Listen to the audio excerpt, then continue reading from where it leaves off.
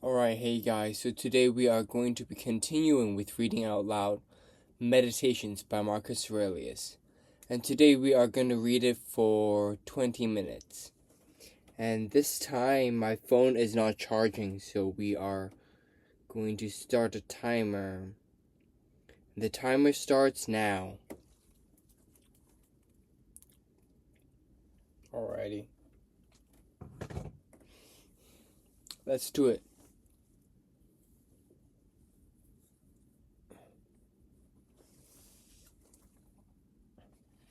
Sober up, recall yourself, shake off sleep once more. Realize they were mere dreams that troubled you. And now that you are awake again, look on these things as you would have looked on a dream. I am made of body and soul. Now the poor body, all things are indifferent, as it cannot even make any distinction. To the mind, all that is not its own activity is indifferent, and its own activities are all in its control. But within these, the mind is only concerned with the present. Its activities in the future and in the past are also indifferent at any present moment. The pain of labor for hand or foot is not contrary to nature, as long as the foot is doing the work of a foot, and the hand the work of a hand. So likewise for a man, qua man, there is nothing contrary to the nature in pain, as long as he is doing the work of a man, and if not contrary to the nature for him, not an evil either. As for pleasure, pirates, catamites, parasites, and tyrants have enjoyed it to the full.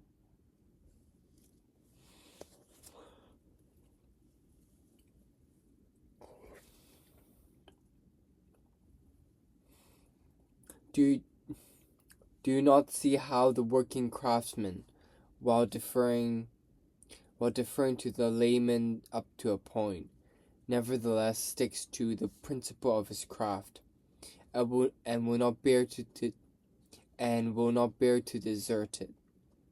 Is it not strange, then, that the architect and the doctor will show greater respect for the guiding principle of their craft than man will for his own guiding principle, which he has in common with the gods? Asia, Europe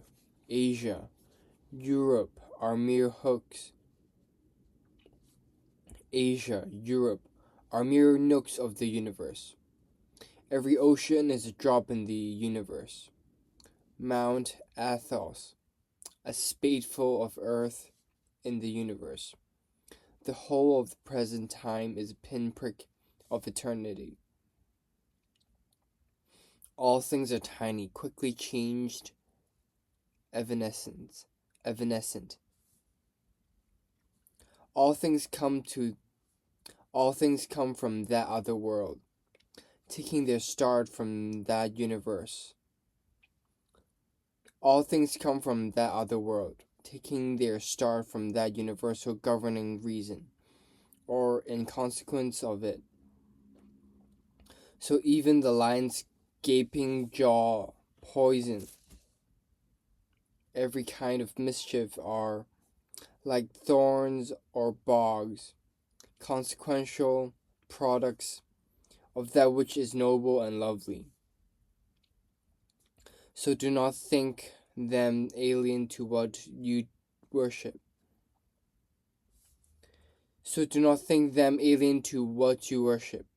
But reflect rather on the fountain of all things. He who sees the present has seen all things, both all that has come to pass from everlasting, and all that will be for eternity.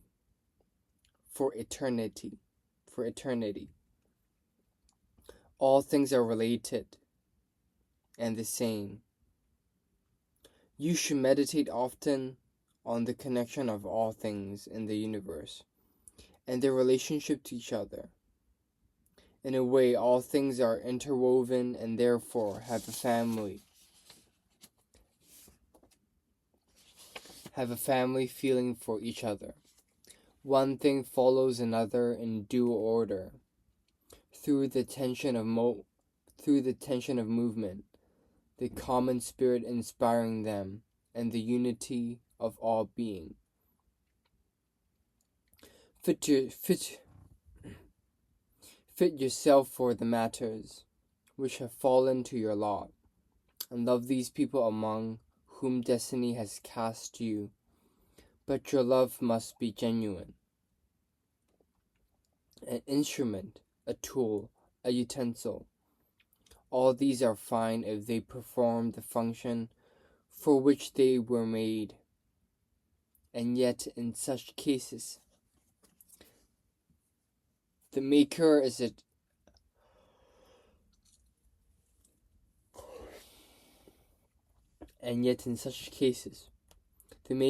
external to the object made. In the case of things held together by organic nature, the power that made them is within, immanent in them. You should therefore respect it the more, and believe that if you keep your being and your conduct in accordance with the will of this power, all then conforms to your mind. So it is in the whole also. All that is in it conforms to the mind of the whole.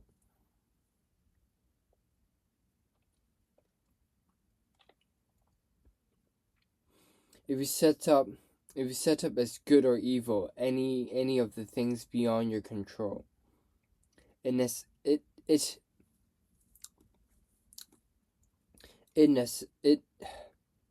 necessarily follows that in occurrence of that evil or the frustration of that good, you blame the gods and hate the men who are the real or suspected cause of that occurrence or their frustration.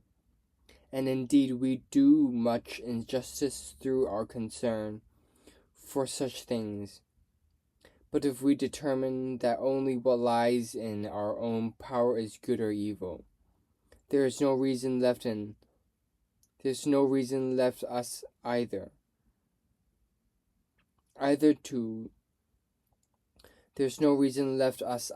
to charge a god or to take hostile stance to a man. We all work together to the same end, some with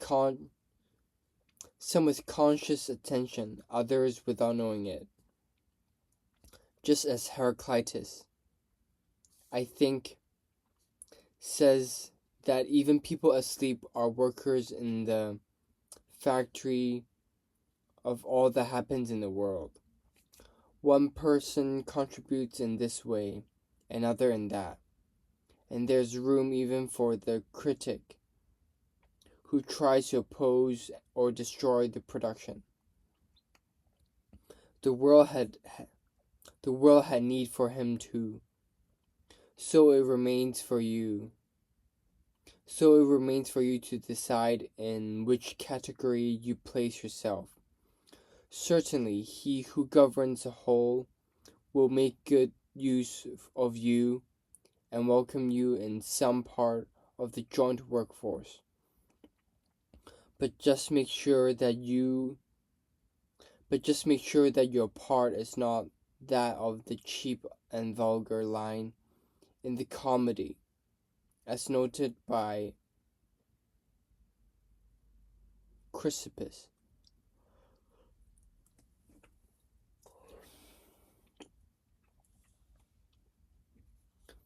Does the sun presume to do the work of the rain god, or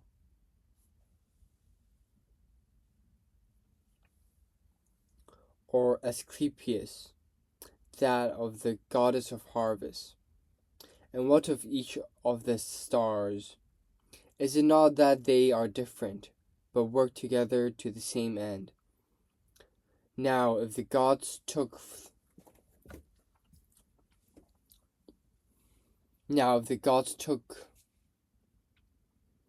Now, I really want to swear.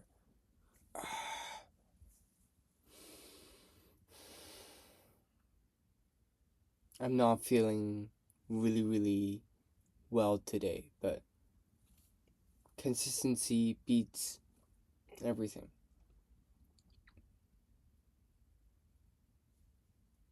Now, if the gods took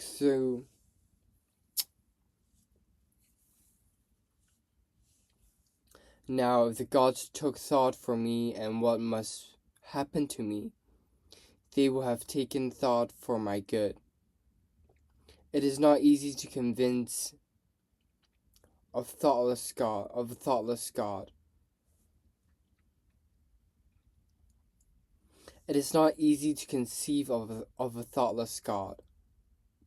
And what possible reason could they have had to be bent on my harm? What advantage would there have been from that, either for themselves or for the common good, which is the main concern of their providence?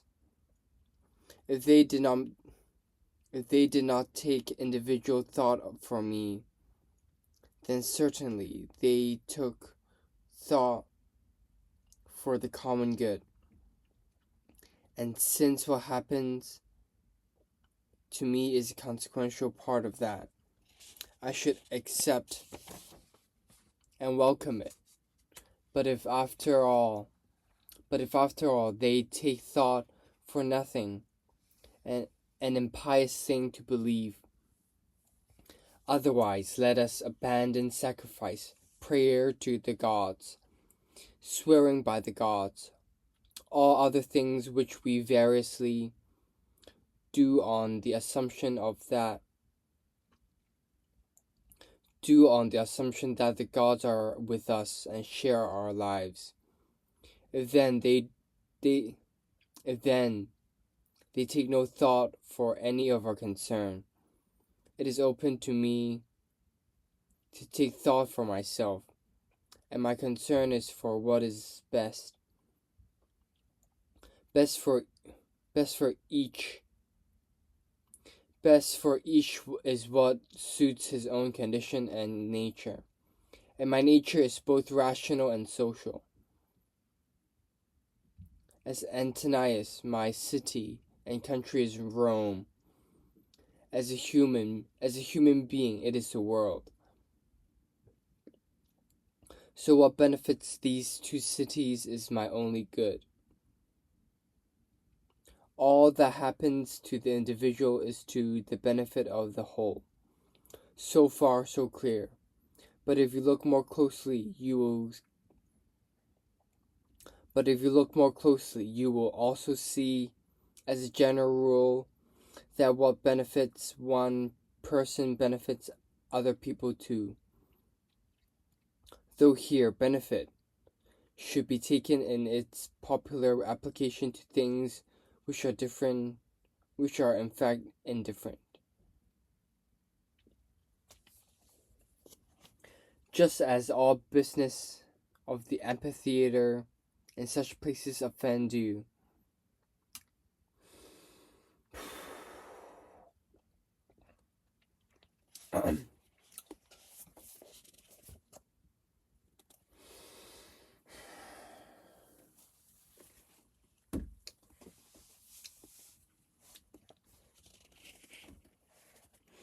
just as all business of the amphitheater and such places offends you as always one and the same sight, and this monotony of the spectacle bores you, so it is too with your experience of life as a whole. Everything, up or down, is the same, with the same causes. How much longer then? think constantly of all sorts of men, of various professions, and of all the nations of earth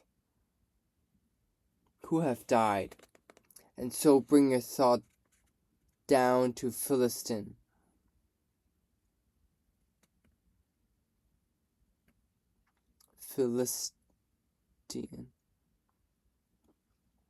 So bring your thought down to Philistine, Phoebus, Oregonian. Pass now to the other classes of men.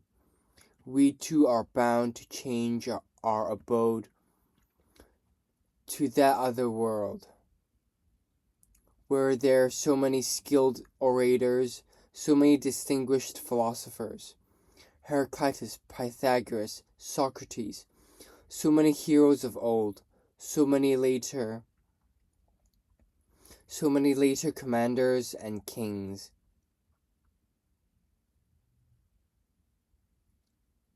Add Eudoxus, Hipparchus, Archimedes, add other men of penetrating intellect, men of great vision, men dedicated to their work. Add rogues, bigots, and even satirists of this transient mortal life, like Menipus and his kind. Reflect of all these that they are long dead and buried. So is this anything terrible for them, or indeed for men, whose very names are lost? In this world there is only one thing of value, to live out your life in truth and justice, tolerant of those who are neither true nor just. Whenever you want to cheer yourself, think of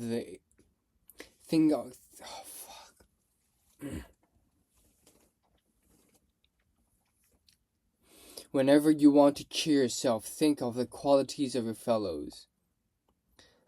The energy of one, for example, the decency of another, the generosity of a third, some merit in a fourth. There's nothing so cheering as the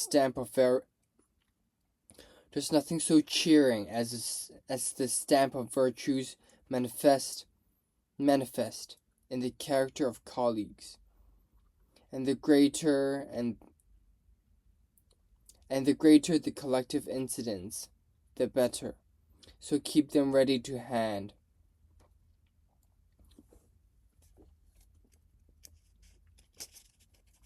You do not resent your weight, do you? That you weigh only so many pounds and not 300. So why resent either a lifespan of so many years and not more? Just as you are content with the amount of matter allocated to you, so you should be content with your allocation of time. Try to persuade them, but act even if they are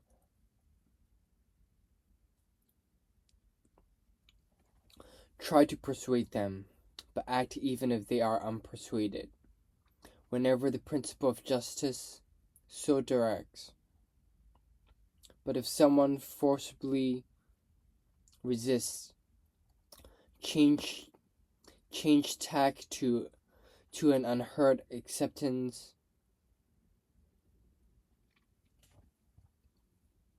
Change tack to an unheard acceptance. So using the obstacle to bring forth a different virtue. And remember that you set out on a conditional course. You were not aiming at the impossible. So what were you aiming at? An impulse qualified by a condition. This you have achieved. What we proposed to ourselves has been accomplished.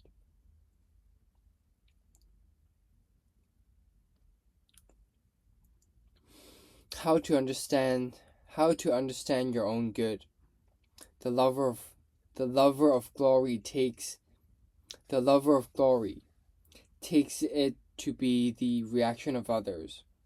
The lover of pleasure takes it to be his own passive experience.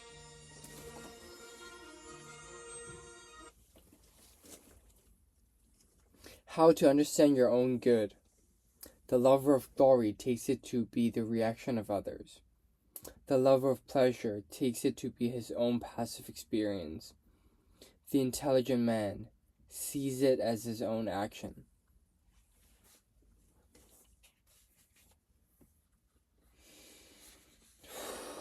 Today has been really, really rough. But yeah, I will see you tomorrow.